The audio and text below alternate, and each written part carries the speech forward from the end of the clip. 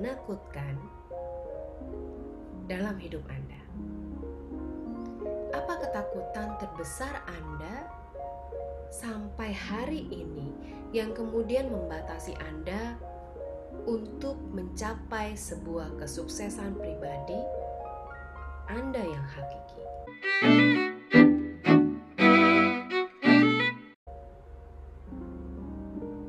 Setiap orang punya rasa takut terhadap sesuatu dan menjadi hal yang sangat menantang ketika kita harus menghadapi rasa takut kita. Dan sesungguhnya rasa takut itu dipelajari. Tidak ada seorang pun yang lahir dari rasa takut. Tidak ada seorang pun yang lahir dengan rasa takut. Rasa takut itu dipelajari dari pengalaman masa lalu dan mendapatkan pemaknaan tertentu oleh masing-masing pribadi. Sehingga rasa takut tertentu bagi Anda belum tentu menjadi rasa takut bagi orang lain dan sebaliknya. Sehingga rasa takut tertentu bagi Anda belum tentu menjadi rasa takut yang sama kepada orang lain dan sebaliknya. Salah satu anggota tim saya sangat takut dengan kulit rambutan. Jadi pernah suatu kali seorang temannya melempar kulit rambutan ke arahnya dan ia menjadi sangat marah. Ia merasa sangat takut terhadap kulit rambutan tersebut. Atau istilah lain dari ketakutan ini adalah fobia atau rasa takut yang berlebihan terhadap sesuatu yang dianggapnya sebagai ancaman, yang sebenarnya bukan ancaman sama sekali. Atau ada juga yang sangat takut ketika ada tantangan baru dalam pekerjaannya dan berasumsi kalau ia akan sangat bisa gagal. Kenapa? Karena mungkin saat masih kecil, orang tuanya selalu mengatakan jangan ketika ia mau melakukan sesuatu. Atau bisa jadi di masa lalunya selalu tersedia sesuatu yang ia inginkan tanpa bersusah payah, sehingga tidak ada mekanisme pertahanan diri di situ yang terbentuk. Kok bisa? Ya itu dia. Karena rasa takut itu sesungguhnya kita pelajari. Nah, ketika kita semakin dewasa, rasa takut atas sesuatu kemudian mensabotase harapan kita untuk mencapai sebuah kesuksesan hidup. Dan rasa takut juga merupakan akar dari seluruh ketidakmampuan Anda untuk membuat sebuah keputusan. Rasa takut juga sangat mempengaruhi produktivitas dan kesuksesan Anda dalam kehidupan Anda, entah kehidupan pribadi, karir, sosial, atau mungkin keuangan Anda. Rasa takut itu macam-macam bentuknya. Ada takut gagal, takut kehilangan kendali atau kontrol, takut kehilangan rasa aman atau kenyamanan, takut akan penolakan, takut menjadi sukses dan sebagainya. Jadi mari kita bahas satu persatu di sini. Pertama, saya ingin membahas rasa takut yang terbesar adalah takut gagal. Siapa diri Anda yang takut akan kegagalan? Takut gagal khususnya terjadi ketika seseorang melakukan sesuatu yang unik, yang baru, atau mungkin belum pernah melakukan itu sebelumnya. Kadangkala ketakutan akan kegagalan ini juga merupakan suatu kondisi yang tersembunyi atas sikap perfeksionis yang berlebihan dan memberikan standar yang sangat tinggi terhadap dirinya dan juga orang lain. Yang kedua adalah takut menjadi sukses atau berhasil. Mungkin ini seringkali kita bilang, masa iya? tapi ini sebenarnya sesungguhnya banyak terjadi. Ini biasanya tercermin dari keyakinan Anda yang tanpa Anda sadari bahwa Anda sesungguhnya tidak mampu melakukan sesuatu atau hal tertentu. Sehingga kemudian biasanya Anda mencari-cari alasan untuk tidak melakukannya. Contohnya begini, Anda ditawarkan kesempatan oleh teman Anda untuk bekerja sama dalam bisnis. Karena teman Anda melihat Anda kalau Anda memiliki potensi untuk mengelola usaha dengan baik. Namun, Anda nggak yakin akan diri Anda dan lalu Anda menolak tawaran tersebut.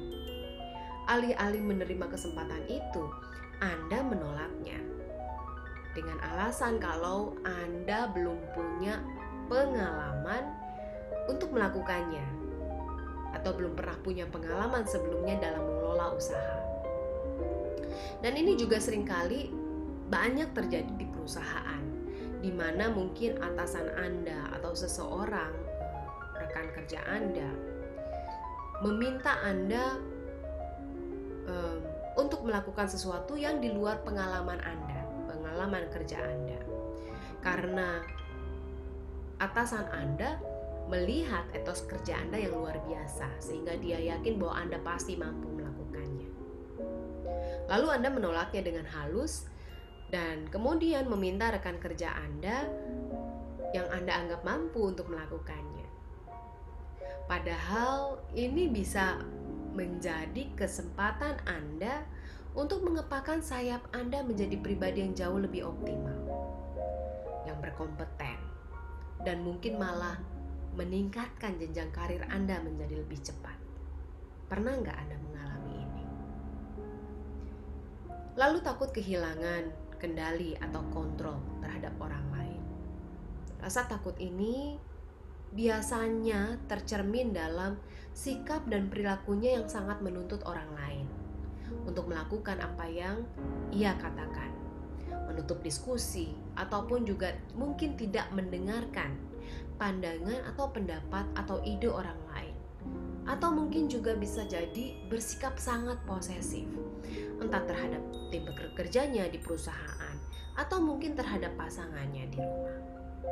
Selain itu juga ditunjukkan dengan sikap keakuan yang sangat berlebihan dan mampu menggunakan berbagai cara untuk mencapai tujuannya, termasuk mungkin mengabaikan norma, aturan, atau mungkin hak orang lain yang dilanggar.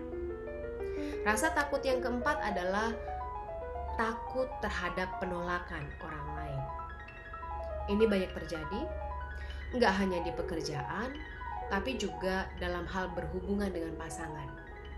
Rasa takut ini seringkali tercermin melalui sikap seseorang yang cenderung mengiyakan orang lain untuk menyenangkan hati mereka dan mendapatkan pengakuan atau penerimaan dari orang tersebut. Mereka yang memiliki rasa takut ini sesungguhnya tercermin dalam perilaku di mana orang tersebut biasanya mengalami kesulitan untuk berkata tidak terhadap permintaan orang lain. Bahkan yang paling parah, rasa takut ini bisa membuat seseorang mengalami kekerasan fisik dan emosional tanpa ia sadari. Biasanya ini pandangan mereka yang sulit berkata tidak atas permintaan orang lain. Ia merasa kalau ia akan mengecewakan orang tersebut, dan ia merasa kalau ia tidak diperlukan lagi kalau ia berkata tidak. Selain itu, biasanya rasa takut ini juga membuat seseorang menghindari konflik dan memilih untuk mengorbankan dirinya dengan mengatasnamakan kepentingan orang lain. Kemudian, rasa takut kehilangan rasa aman atau kenyamanan. Biasanya mereka yang mengalami rasa takut ini adalah mereka yang sangat sulit menghadapi perubahan. mereka tidak menyukai perubahan yang terlalu cepat. Kehilangan rasa aman juga bisa dianggap sebagai akhir dunianya. Sehingga ia kemudian akan berusaha sebisa mungkin untuk menolak perubahan, mengkritisi perubahan, atau bahkan komplain yang terus-menerus ketika ia dipaksa oleh orang lain untuk berubah. Perilaku lain yang muncul adalah ketika kemudian ia semakin menutup diri atau mungkin mengasihani diri sendiri ketika ia dituntut untuk segera berubah. Nah, sekarang ini pertanyaan yang ingin saya ajukan kepada Anda. Apakah yang menjadi ketakutan terbesar Anda? Sebagai manusia, kita nggak bisa menyangkal kalau sesungguhnya rasa takut itu mengelilingi kita. Namun ketika ketakutan terbesar kita secara berlebihan menguasai kita, kecenderungannya adalah kita kemudian mengalami kesulitan atau tantangan menjadi pribadi-pribadi yang optimal dan produktif.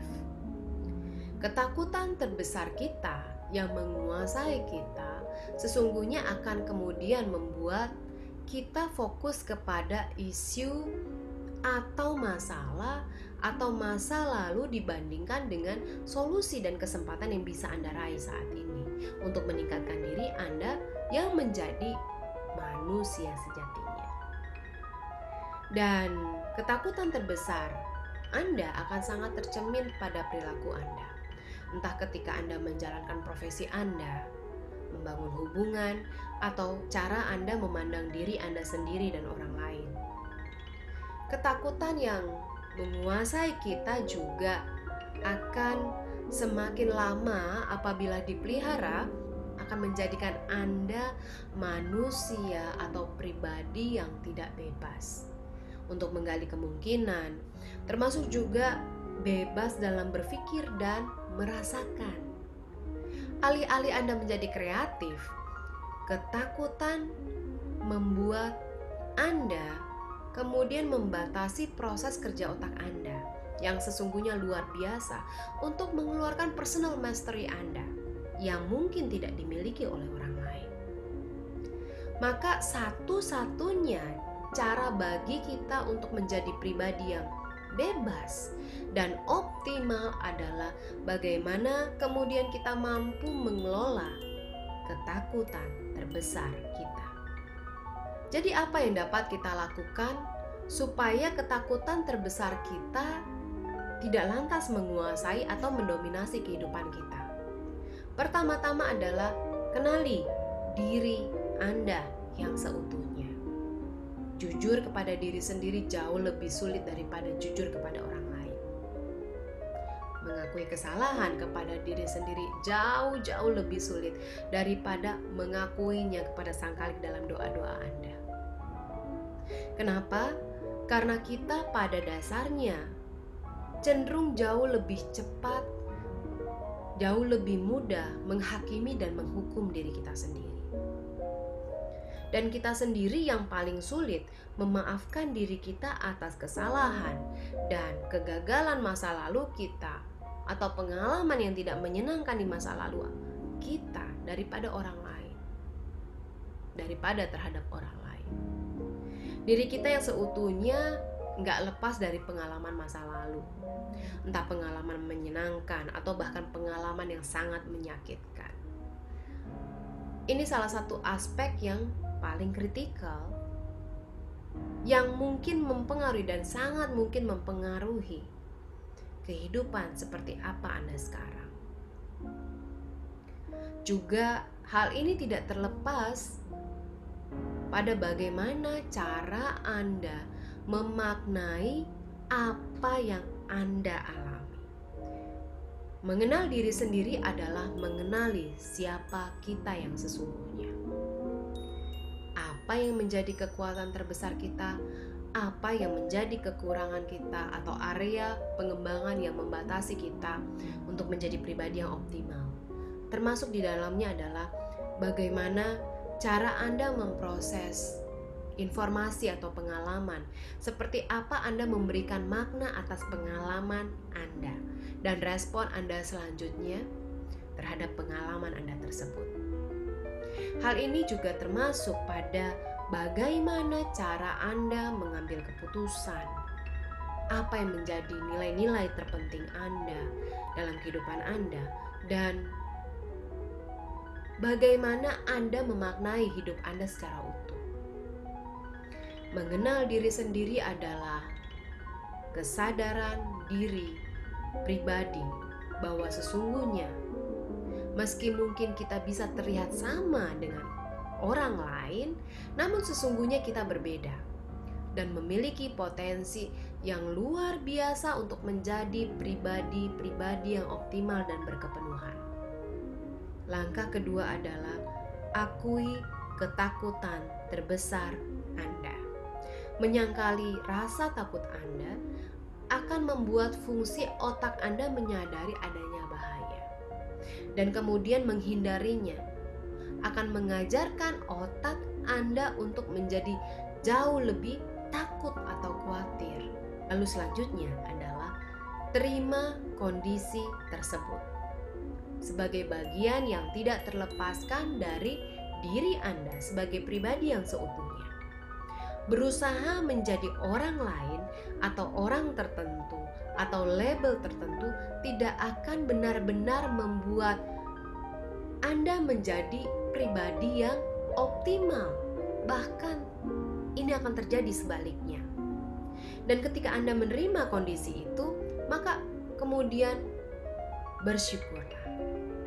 Termasuk belajar bersyukur atas pengalaman-pengalaman masa lalu yang sangat tidak menyenangkan Anda atau menyakitkan Anda. Ketika Anda melakukan ini, sesungguhnya Anda sedang membangun ulang fungsi otak Anda, termasuk di sini dalam hal cara pandang atau pemaknaan atau pemahaman terhadap sesuatu atau pengalaman Anda.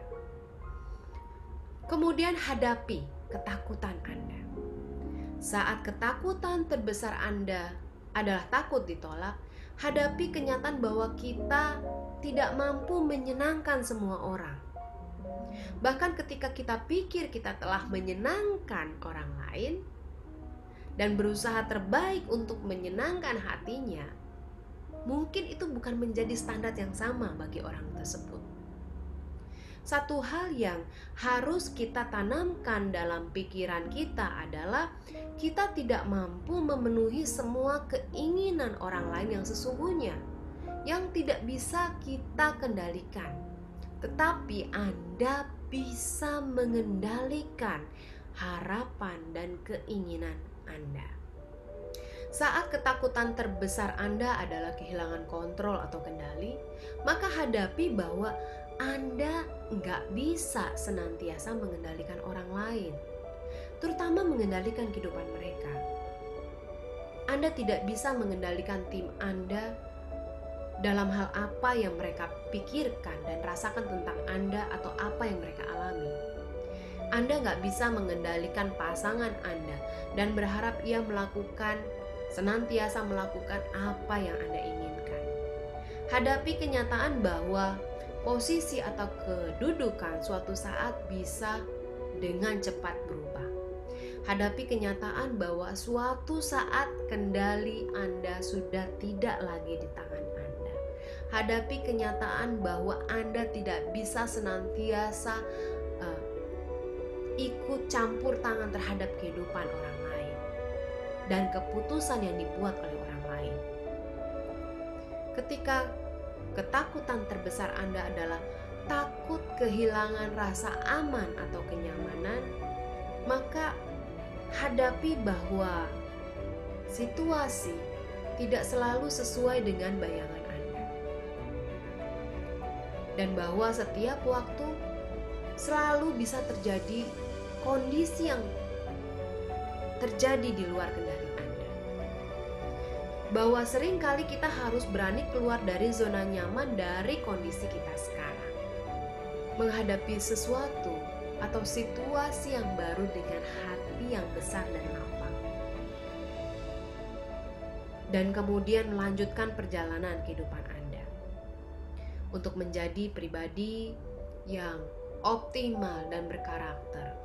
Maka kenali bahwa perubahan yang tidak menyenangkan Anda atau menyakitkan Anda sesungguhnya adalah hal yang akan sangat mendorong Anda untuk membangun pribadi Anda menuju level kehidupan berikutnya yang jauh lebih baik ketika Anda memaknainya secara berbeda. Dan yang kelima adalah bangun perspektif yang baru. Ketakutan terbesar Anda tidak akan membuat Anda menjadi manusia yang optimal dan bertumbuh, tetapi malah sebaliknya. Berdamailah dengan ketakutan Anda. Bangun perspektif yang baru, paradigma yang baru, cara pandang yang baru, dan bertindaklah dengan cara-cara yang baru yang mungkin belum pernah Anda lakukan sebelumnya.